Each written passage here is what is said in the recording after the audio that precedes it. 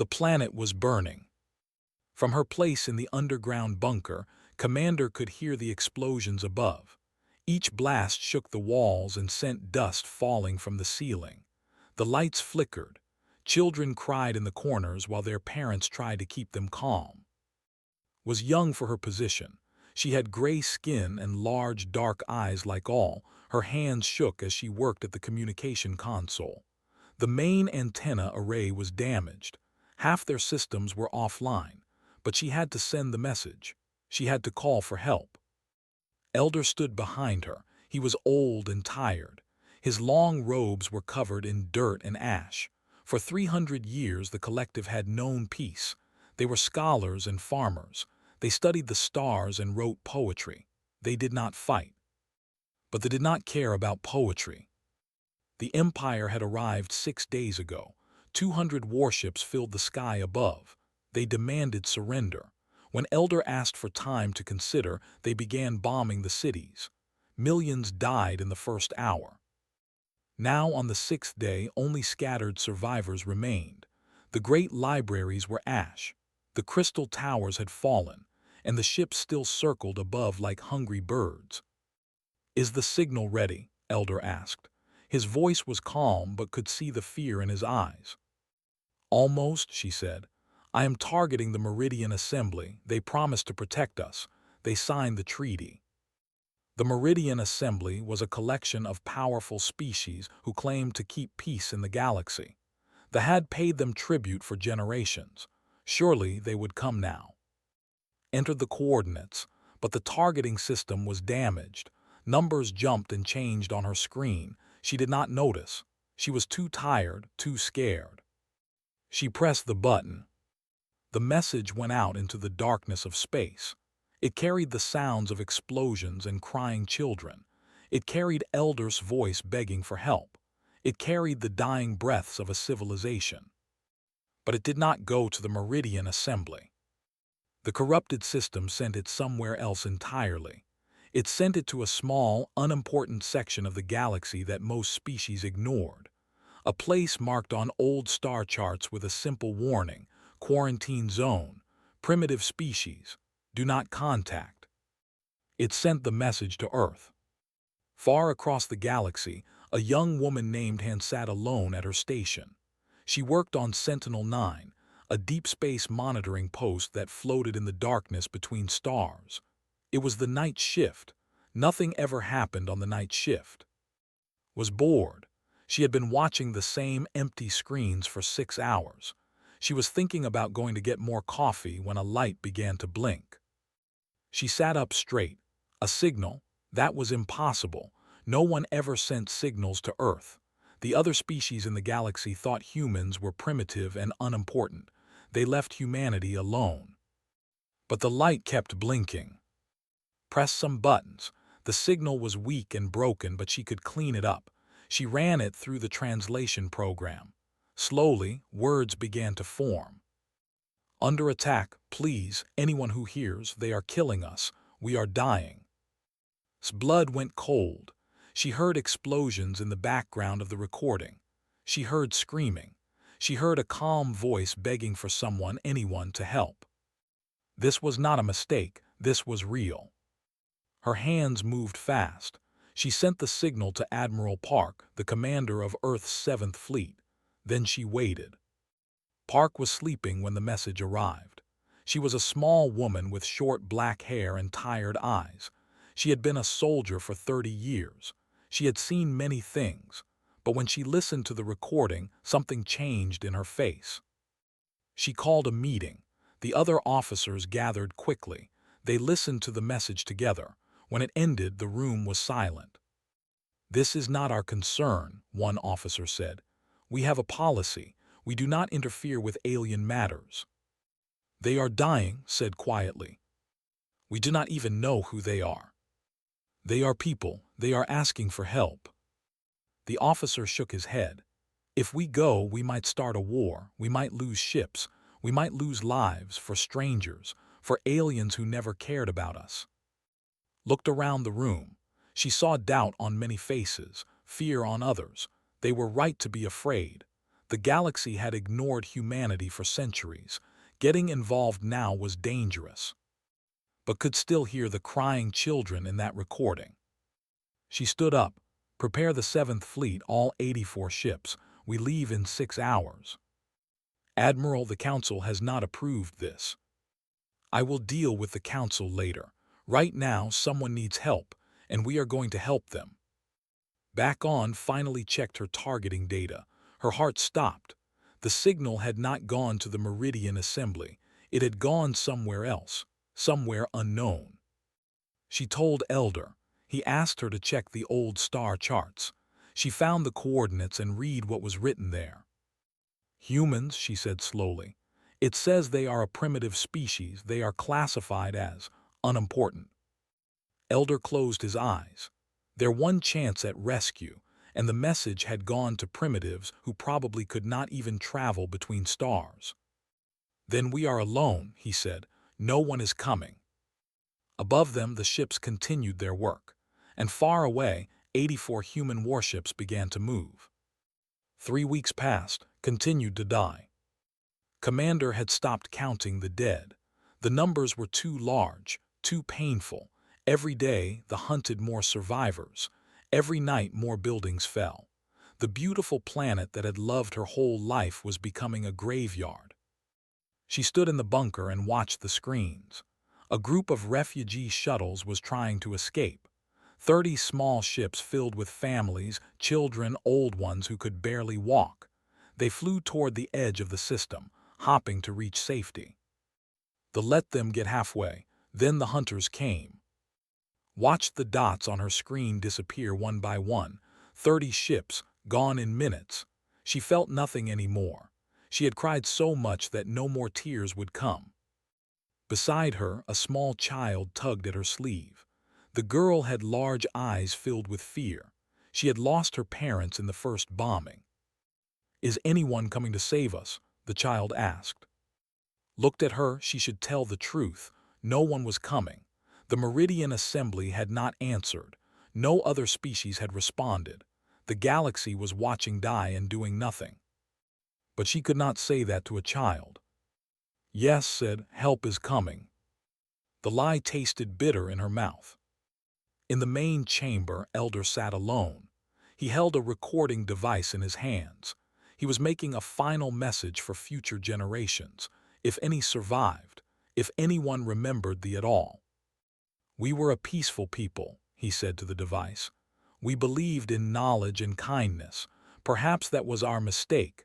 Perhaps the universe only respects strength. He paused. Outside, another explosion shook the ground. If anyone finds this message, please remember us. Remember that we tried to live in peace.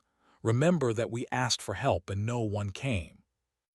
High above the planet, Warlord stood on the bridge of his massive ship. He was tall and covered in thick scales. His eyes were yellow and cold. He had conquered 12 worlds before. He would conquer many more after. His officers reported that the planet was almost secured. A few survivors remained underground, but they would be found soon. There were patient hunters. Then a sensor officer spoke. Warlord, we are detecting a hyperspace signature. Smiled. The Meridian Assembly finally. They always come too late and do nothing useful. Let them watch us finish. Sir, the signature is not from Meridian space. It is coming from an unknown sector. Frowned, unknown. Every sector was known. The galaxy had been mapped for thousands of years. How many ships? He asked. The officer looked at his screen. His face went pale. 84, Warlord, all of them are large. Before could respond, space itself seemed to tear open. 84 ships burst out of hyperspace in perfect formation. They were unlike anything they had ever seen. Angular and brutal, covered in strange weapons. They did not look elegant like Meridian ships. They looked dangerous. Opened a communication channel. Unknown vessels, identify yourselves. You are entering conquest territory. For a moment there was silence. Then a voice came through. It spoke in heavily accented Galactic Common, a female voice, calm and cold. This is Admiral Park of the United Earth Navy. You are engaged in the unlawful destruction of a civilian population. You have 60 seconds to withdraw. Stared at his officers. Earth, the primitive planet from the quarantine zone. He had never even heard of a human leaving their own system. He began to laugh. His officers laughed with him. "Little apes," said into the channel, "you have made the last mistake of your short history. We are the Empire. We have conquered species 1,000 times more advanced than you." The human admiral did not respond. "Do you understand what you are facing?" continued. 200 warships, the finest in the galaxy. Turn around now and we might let you live." Still no response, just silence. Smile faded slightly. Why were they not afraid? Why were they not running? On the human flagship Ironclad, Admiral Park stood with her hands behind her back. Captain Shin was beside her. He was a tall man with a face and steady eyes. He had fought in 3 wars and never lost a battle. "They are not withdrawing," said. "I did not expect them to," replied. Nearby, Doctor checked her screens. She was the science officer, an expert in alien languages and cultures. "Admiral, I am detecting life signs on the planet's surface. Thousands of them. They are still alive." Nodded. "Then we have work to do." The countdown timer on her screen reached 0. "All ships," she said calmly, "weapons free." In the bunker below, heard someone screaming. She ran to the sensor room. A technician was pointing at a screen with shaking hands. "Ships," he cried. "Unknown ships, they are attacking the—" Pushed him aside and looked at the screen. It was true. 84 strange vessels were engaging the fleet, and they were not losing, they were not even struggling. They were winning. Elder appeared beside her. His old eyes widened as he watched the battle unfold. "Who are they?" he whispered. Checked the communication logs. She found the signal. She found the identification. "Humans," she said. Her voice was shaking. "They are humans from the primitive planet, the ones we sent the message to by mistake." Was silent for a long moment. "They came," he finally said. "They actually came." Above them the sky was filled with fire, and for the first time in weeks, they dared to hope. The first shot changed everything. Captain Shin gave the order. The main gun of the Ironclad fired. It was a weapon unknown to the rest of the galaxy. While other species used plasma and energy shields, humans used something simpler, something older. They used metal. A solid tungsten slug flew through space at impossible speed. It crossed the distance between the fleets in seconds. It hit the flagship directly in the center. The shields were designed to stop energy weapons. They could block plasma lances and laser beams. They could absorb heat and radiation, but they could not stop a piece of metal moving at 3% of the speed of light. The slug went through the shields like they were not there. It punched through the hull. It tore through the bridge. It came out the other side. Warlord had exactly 2 seconds to understand what was happening. Then his ship broke apart around him. 300 meters of warship became fire and debris. The command structure died with him. On the other ships, chaos erupted. Officers screamed into their communications. Who was in charge now? What were their orders? What kind of weapons were the humans using? No one answered. No one knew. Admiral Park watched the first kill on her screen. Her face showed no emotion. "Continue the attack," she said. "Target their weapon systems first. Then engines. I want them disabled, not destroyed if possible." Looked at her. "Ma'am. We are not butchers, Captain. Disable the ships. We will deal with the crews later." The human fleet moved like a single creature. Every ship knew its position. Every captain knew the plan. They had trained together for years. They had fought together. They trusted each other completely. They had numbers. 200 ships against 84. But numbers meant nothing when you could not hit your enemy, and your enemy never missed. Human ships were faster than they looked. They dodged and weaved between plasma blasts. They returned fire with and missiles. Every shot found its target. Within the first hour, 40 ships were destroyed or disabled. The rest began to panic. On one of the damaged vessels, alarms screamed in every corridor. The ship was dead in space, its engines gone, its weapons silent. The crew gathered in the main hall, waiting for death. Then the humans came. Sergeant led the boarding party. He was a Marine, a ground soldier trained for close combat. He had a hard face and calm eyes. Behind him were 20 more Marines in heavy armor. They tried to fight. They were large creatures, strong and covered in scales. They had claws and teeth and plasma pistols. It did not matter. The Marines moved through the ship like water. They were fast and precise. Every shot hit. Every movement was perfect. They fell one by one. Found himself facing a warrior twice his size. The alien roared and charged. Did not run.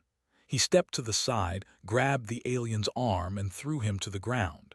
Then he put his boot on the warrior's throat. "Stay down," he said simply. They looked up at him with shock in its yellow eyes. No species had ever beaten them in hand-to-hand combat.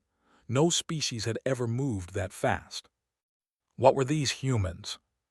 In the bunker, watched the battle on her screens. She felt like she was dreaming.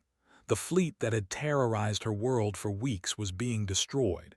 Ship after ship fell to the strange human weapons. But something else caught her attention. The human ships were not just attacking. They were positioning themselves. They were moving between and the refugee zones. They were protecting the survivors. Elder saw it too.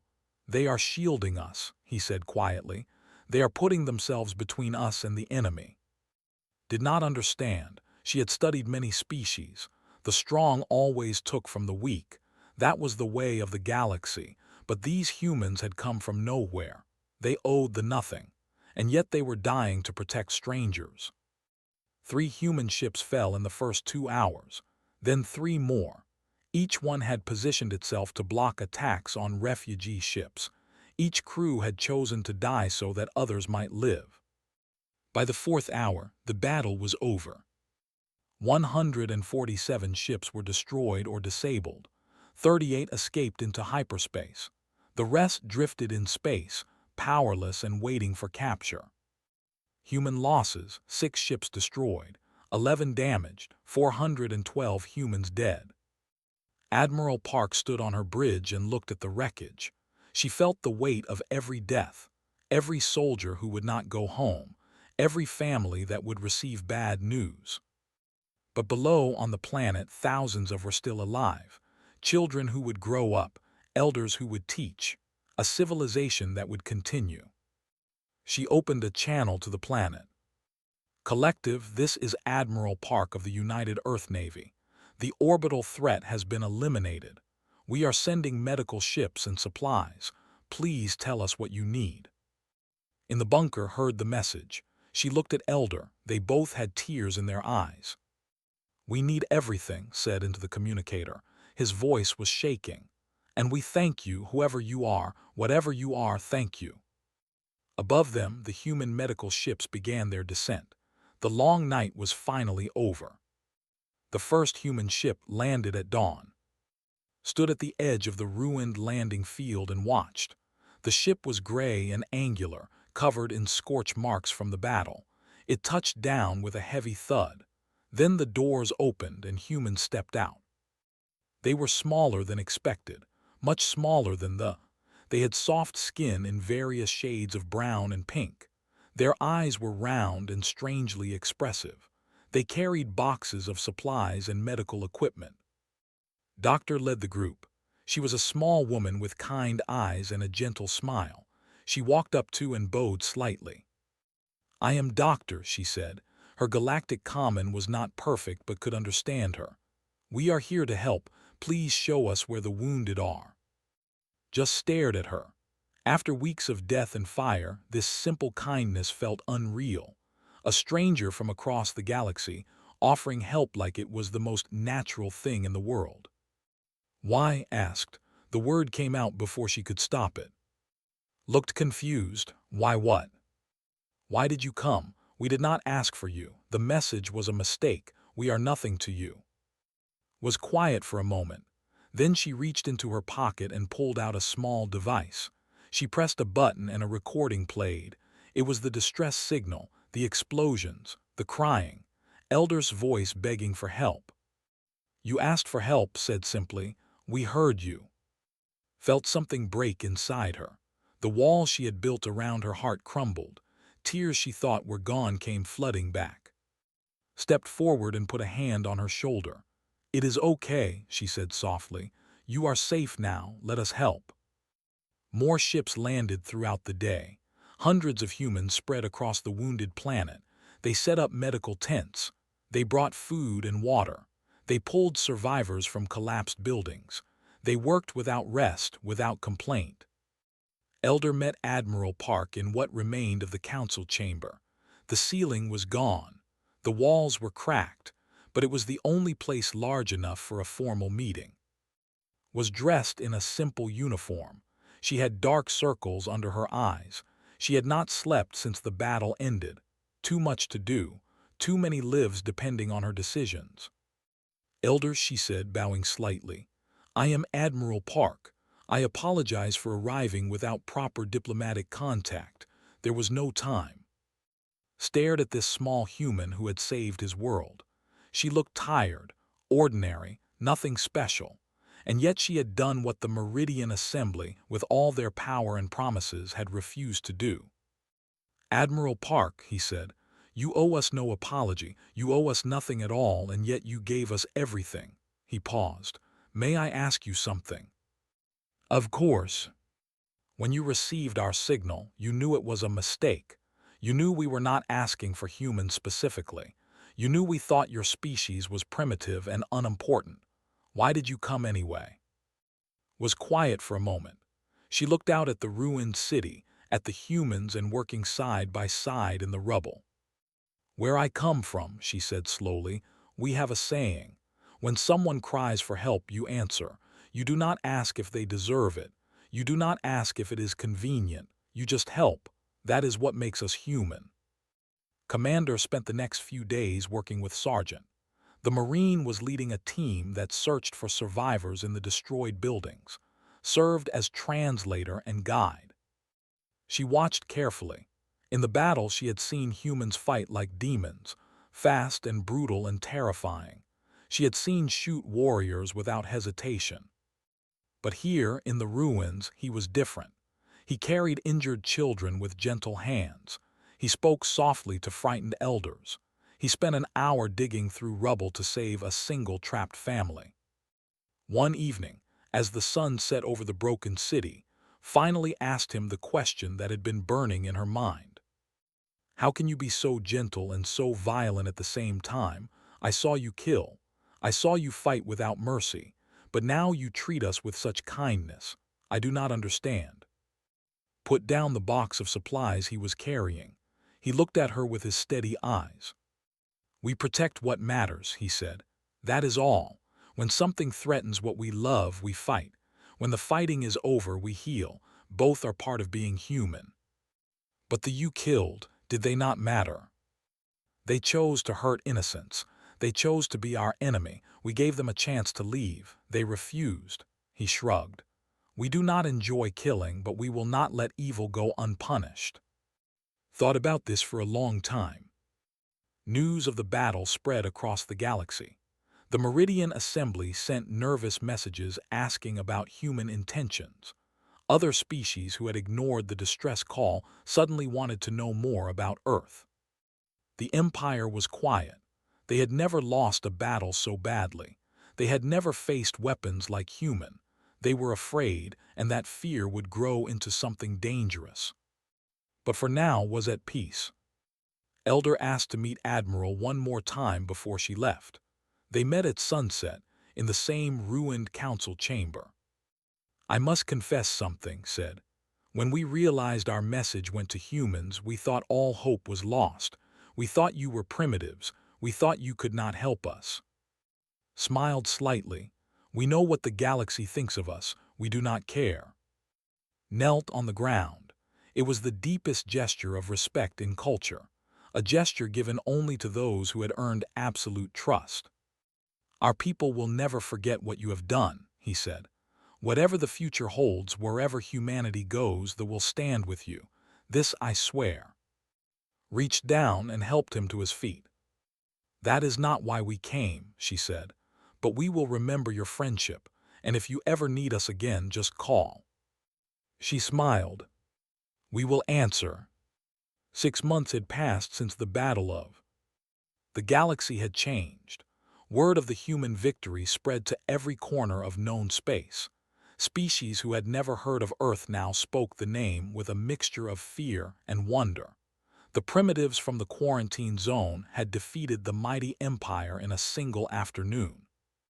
Everyone wanted to know more about these strange creatures called humans. The rebuilding had begun. There were a resilient people. New buildings rose from the ashes. Gardens grew where bombs had fallen. Life continued as it always did. But some things had changed forever. In the capital city, workers were finishing a great monument. It stood in the central square, 50 meters tall, made of white stone brought from the mountains. At its center was a statue, a human soldier carrying a child in his arms. The soldier's face was determined but kind. The child was looking up at him with trust. An inscription was carved at the base. It said, "They came when no one else would." Elder visited the monument every morning. He would stand before it as the sun rose and remember. He would remember the fear, the despair, the moment when all hope seemed lost, and then the moment when human ships appeared in the sky. Today was special. Today, the alliance would become official. The signing ceremony was held in the new council chamber. Leaders sat on one side. Human diplomats sat on the other. In the center, 2 documents waited on a marble table. Admiral Park was there, dressed in her formal uniform. Captain Shin stood behind her. Doctor sat nearby, ready to help with translation. But the most important person was Lieutenant Han. Was the young officer who had first received the distress signal. She had been chosen to witness the signing. Without her, none of this would have happened. Without her decision to take the message seriously, they would be extinct. Commander approached her before the ceremony. They had never met but knew who she was. "You are Han," said, "the one who heard our call." Bowed slightly. "I just did my job." "Your job saved my people." Reached out and took his hands. Her gray fingers were cool against his warm skin. "I was in that bunker when the signal was sent. I thought no one would hear.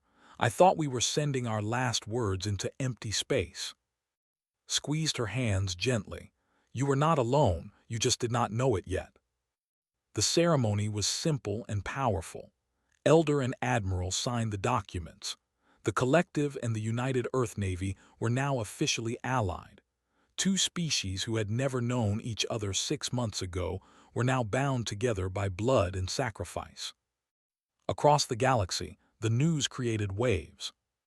The Meridian Assembly issued a formal statement welcoming humans to the galactic community. They pretended that they had always supported Earth. They pretended they had not ignored the distress call. No one believed them. Other species began sending messages to Earth. Some wanted trade agreements. Some wanted protection. Some just wanted to understand what kind of species could fight like demons and then tend wounds like angels. Doctor published her research on humans. She explained their history. She described how they had evolved as pursuit predators on a harsh planet, how they had survived ice ages and extinctions, how they had learned to work together to protect their tribes, to never give up. The most important line in her research was this: humans do not stop. When they choose a goal, they pursue it until they succeed or die trying. They have no concept of surrender. The galaxy read this and grew nervous. But not everyone was scared. The remnants of the Empire gathered in their home system. A new warlord had risen to power. His name was, and he burned with hate, The defeat at Had humiliated his people. The death of Warlord demanded revenge. He sent a formal declaration of war to Earth. Admiral received the message in her office on the ironclad. She read it carefully, then showed it to Captain. "They are serious?" asked, raising an eyebrow. "It appears so. They lost 200 ships we used only 84, and they want a full war." Smiled slightly. It was not a kind smile. Some species only learn through experience. She pressed a button on her desk. "Contact command. Tell them to prepare the 2nd, 3rd, and 4th fleets. If they want a war, we will bring it to their doorstep." On the celebration continued. They did not know about the declaration yet. They were too busy honoring their saviors. As the sun set, an elder stood before the great monument. Human transport ships crossed the sky above them, bringing more supplies, more aid, more hope. "6 months ago, I made a mistake," said quietly. "I sent our message to the wrong coordinates. I contacted a species we thought was primitive and useless." Nodded slowly. "I remember. I thought we were doomed." "I was wrong. We were wrong about everything." Looked at the statue of the human soldier. "They are not primitive. They are simply different. They evolved on a world where mercy was a choice, not a weakness.